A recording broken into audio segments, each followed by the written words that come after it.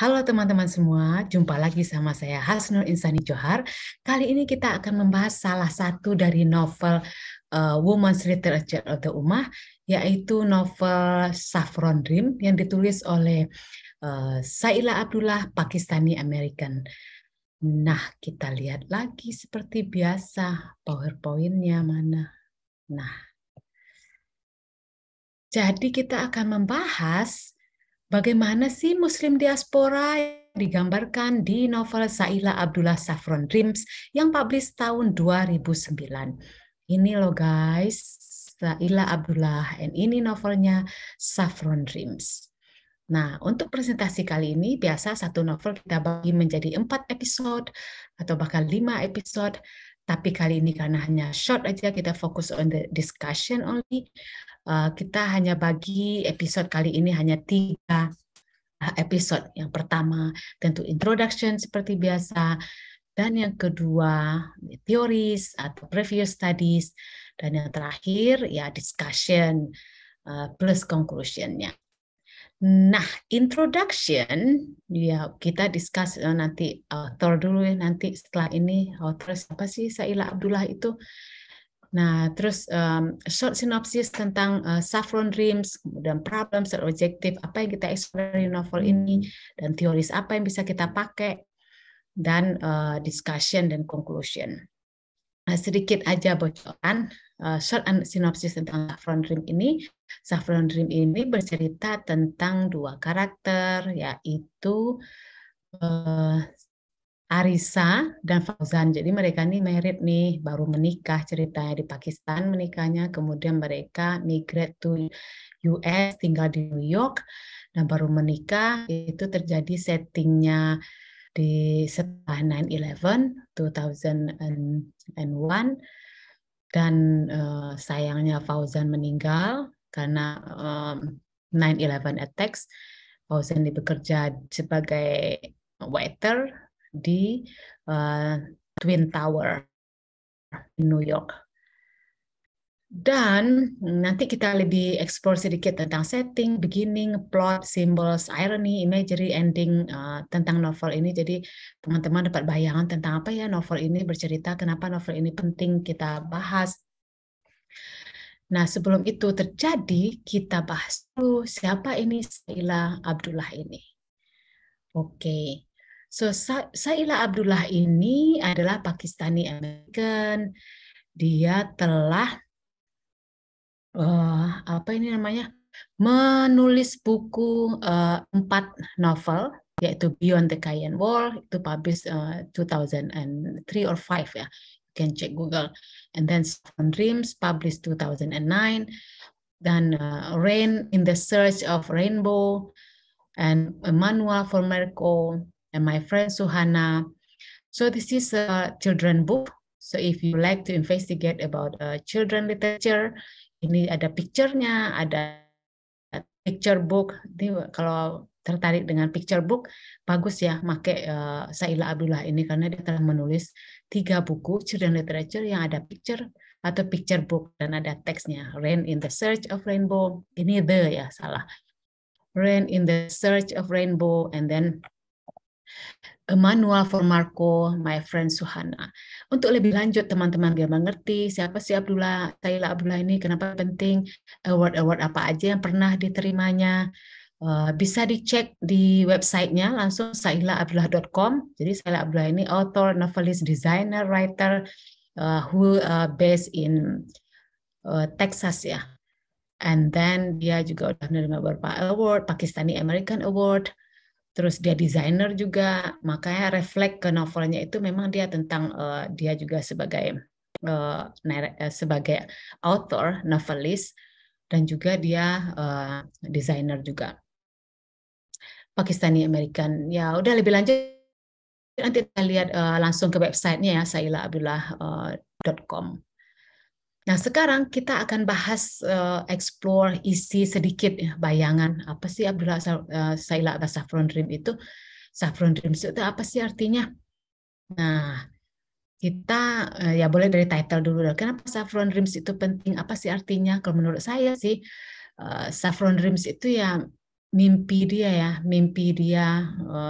yang ingin diraihnya, mimpi sebagai Muslim imigran, Muslim Pakistani Amerikan yang tinggal di Amerika setelah 9/11. Dia ingin tentu kesuksesannya gimana sih tinggal di US, apalagi struggle ya, Muslim woman live in US after 9/11 attack. Jadi mimpinya supaya bisa hidup sukses dan bisa dia assimilated ya, as a US citizen dengan dominant society, American society, dan dia juga ingin mendapatkan pengakuan sebagai American citizen, tapi American citizen yang Muslim American citizen. Jadi dia ingin juga meng-question American belonging. Jadi mimpi-mimpinya itu supaya hidup setara dengan Anglo-American, tapi dia sebagai minority. Jadi ini like saffron dream, like difficult dream, but the dream should be set in order to establish her identity as a Pakistani American. Nah, itu title-nya. Nanti teman-teman bisa explore lebih lanjut apa sih artinya title ini, kenapa penting, saffron ini apa artinya, dreams ini apa artinya buat the character, dan juga reflect reality as Pakistani American. Tema bisa nih saya kasih contoh. Kalau saya pas melihat beberapa kali ya novel ini, tema-tema yang bisa kita angkat misalnya bisa juga 5 tema ya. Misalnya dalam hal ini saya kasih bayangan nih 5 tema. Saya kasih sinopsisnya juga sedikit, nanti dalam discussion juga tema-tema apa aja yang bisa teman-teman explore dari Saffron Dreams ini. Tema yang pertama ya tentu Muslim diaspora di US ini. Pertama tentu the depiction of Muslim diaspora gimana di novel itu. Terus yang kedua misalnya Muslim diaspora itu depictionnya dia struggle, dia face discrimination, dia experience physical abuse from American extremists misalnya. Jadi semua penggambaran itu teman-teman kuasain. Nah, setelah dapat penggambaran itu, so what? Nah, so what-nya itu teman-teman bisa menggunakan melalui ini nih, intrinsic element dari si novel itu. Apa sih artinya dibongkar satu-satu. Bisa teman-teman fokus ke symbols, irony, imagery, ending, plot atau the beginning and ending of the novel. Apa artinya ini semua relate to this penggambaran yang tadi, misalnya struggle tadi, misalnya so what gitu, bagaimana dia akhirnya resist gitu ya sebagai minority living in US ini, bagaimana cara dia bisa establish her identity, for example. Jadi cara-cara apa yang dipakainya untuk negotiate her identity, for example, bisa melalui simbol yang nanti teman-teman explore, irony, imagery, ending. Nah, makanya tentu teman-teman penting memahami teoris nanti yang kita bahas. Teorisnya ya tentu ya mulai dari postcolonial studies misalnya, karena postcolonial studies itu memang teoris yang established untuk mempertanyakan dominance or hegemony dari white supremacy, in this case Anglo-American society yang dominated both the US and beyond.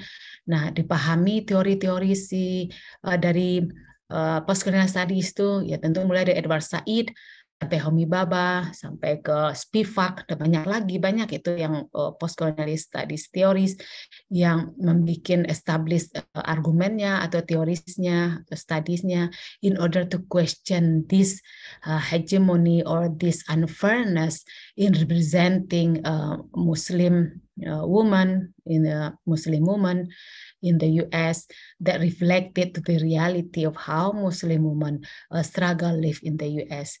Jadi cara-cara dia negosiat itu, kalau teman pahami semua teori-teori itu, tentu akan paham your mind will be shaped how to see the struggle, how they to see or understand how they resist to this struggle melalui si teori-teori ini. Maka dibaca-baca aja minimal 5 teoris di postcolonial studies itu, bagaimana sih cara-caranya, misalnya ide-ide apa yang ditulis, misalnya saya kasih contoh Edward Said misalnya, dia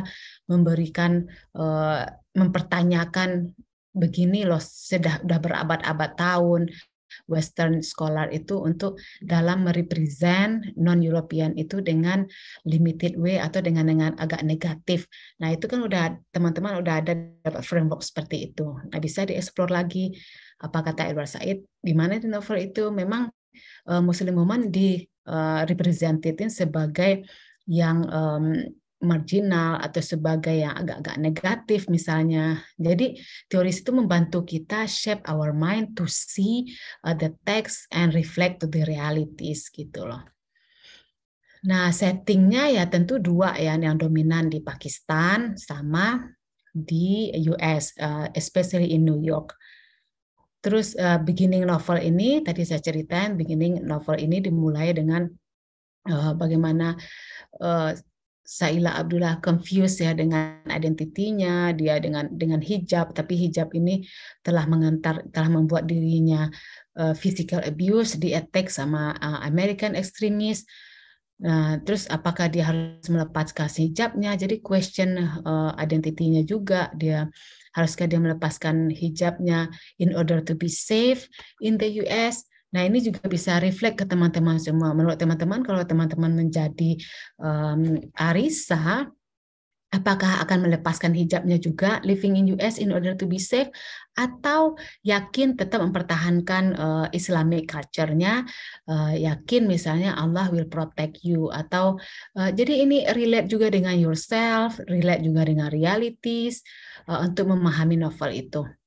Nah, plotnya, ada plot yang dipakai sama si narrator atau sama Saila Abdullah ini kayak flashback ya, begitu dia sering misalnya flashbacknya waktu dia hidup di Pakistan, dia ingat traumanya itu tidak hanya sebagai trauma as US Muslim live in New York after 9/11, tapi trauma juga relate dengan trauma dia waktu dia ditinggalin sama mamahnya yang sayangnya ya nggak apa-apa ya menikah lagi dengan her lover dan meninggalkan Arisa. Ya nggak apa-apa, jadi jangan di-blame juga mamahnya, oh dilempar batu nih terkutuk, nggak juga. Bisa kita lihat dengan another perspective. Oh, jadi teks ini in order to show that Muslim woman itu ternyata juga bisa pursuing her dream, pursuing her love, state their misalnya their desire, their love desire, in order to challenge yang orientalism itu atau orientalis perspektif itu yang cenderung melihat Muslim woman itu dengan pasif, nggak punya gairah, nggak punya keinginan, nggak punya dream. Nah ini kan salah satu yang bagus juga ya cara dari si Saila Abdullah ini untuk meng-question orientalism itu yang relate dengan postcolonial studies. Makanya teman-teman penting banget memahami postcolonial studies itu. Jadi untuk memahami teks-teks yang ditulis oleh Muslim woman around the world, apalagi misalnya dalam kuliah kita Women's Literature of the Ummah, bagaimana mereka untuk mempertanyakan orientalis hegemoni dalam represented Muslim woman itu dengan agak-agak negatif, pasif, uneducated, nggak punya keinginan, nggak punya gairah, tentu ya ini representasi yang salah. Dan ini terjadi bertahun-tahun, berabad-abad sampai detik ini. Makanya postcolonial studies itu masih relevan karena kenyataan kepahitan menjadi Muslim woman around the world itu masih terjadi sekarang, penggambaran-penggambaran yang asosiasinya agak negatif itu. Nah, makanya kita gunain teks ini, literary teks ini untuk men-challenge, men-question orientalis perspektif yang salah melihat Muslim woman itu. Nah, simbol juga banyak nih kalau teman-teman tahu kan simbol itu apa sih? Ya simbol itu misalnya nih banyak nih dari picture ini aja teman-teman udah dapat ide ini. Kayak simbol-simbol apa aja yang dibahas di novel ini. Mulai dari gelang misalnya, bracelet, apa sih artinya bracelet ini? Di situ juga dibahas oleh si narrator, ada bracelet di situ. Atau ada gambar ini ya, gambar saffron ini atau food di sini, dan ada gambar hijab juga di sini. Terus ada flower. Nah dari cover novel ini aja teman-teman udah dapat ide simbol apa ya yang sebaiknya dibahas dari sini. Maka dibaca-baca lagi novel itu sampai dapat simbol-simbol apa yang repetition yang di-repeat di novel ini untuk memberikan teman-teman idea untuk investigate more about this novel.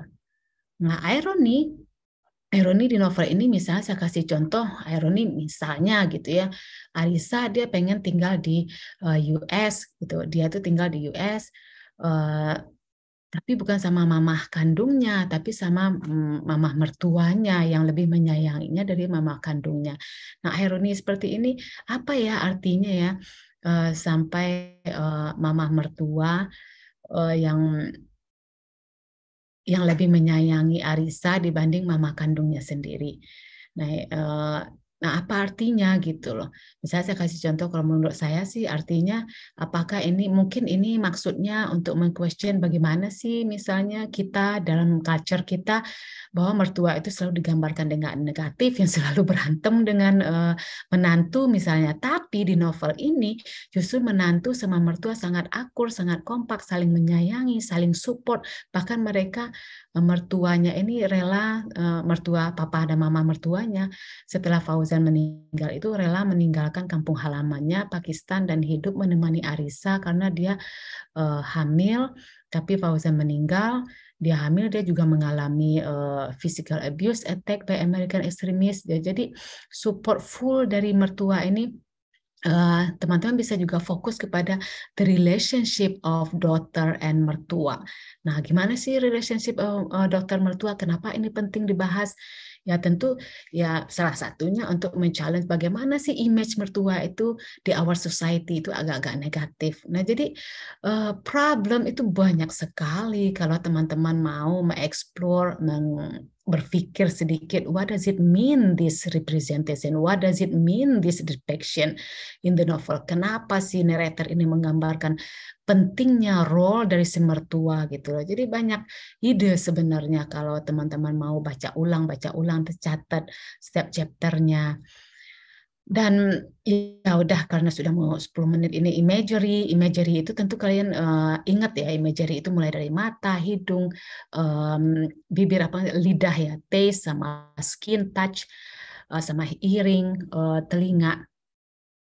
Nah, imagery itu contohnya aja dari penggambaran anaknya Arisa ini Ryan itu imagery-nya hampir hilang kayak cacat, mulai dari matanya sulit melihat, terus pendengarannya juga, hidungnya, terus tes hampir hilang fungsinya.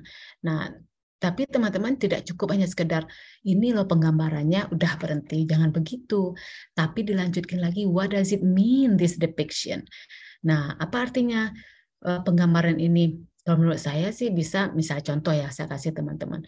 Penggambaran ini bisa kita asosiasikan atau represent how the struggle of Muslim women living in the US, seolah-olah mereka juga cacat ya, hilang semua imagery-nya karena semua stereotype dari yang sudah old fashion ya, stereotype tentang Muslim woman yang pasif dan uneducated.